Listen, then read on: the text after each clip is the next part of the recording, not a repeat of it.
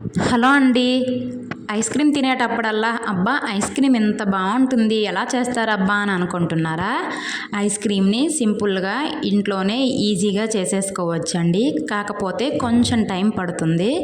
ఇంకా మా సంజు అయితే వాళ్ళ నాన్నతో బయటికి వెళ్ళినప్పుడల్లా ఏదో ఒక ఐస్ క్రీమ్ అయితే తీసుకొస్తాడండి. వాడికి ఐస్ క్రీమ్ అంటే చాలా ఇష్టం అనమాట. నేనైతే ఈ ఐస్ క్రీమ్ స్పెసిఫిక్‌గా వాడి కోసమే చేశానండి.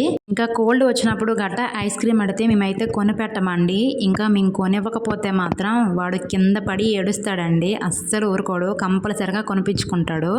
వాడు ఎప్పటినుంచో అడుగుతున్నాడు. అమ్మ ఐస్ క్రీమ్ చెయ్యమ్మా, ఐస్ క్రీమ్ చెయ్యమ్మా అని చెప్పి. ఇంతలా అడుగుతున్నాడు కదా అని చెప్పి నేనైతే వాడి కోసం ఇలా ఐస్ క్రీమ్ చేశానండి. ఇంకా మా సంజు అయితే ఐస్ క్రీమ్ చేసిన దగ్గర నుంచి అది అయ్యేంత వరకు నా వెనకాతలే తిరుగుతూ ఇంకా ఐస్ క్రీమ్ చేయలేదమ్మా, ఇంకా ఎంతసేపు పడుతుంది, నాకు ఐస్ క్రీమ్ కావాలమ్మా అని చెప్పి ఫుల్గా ఎగ్జైట్ అయిపోయాడండి.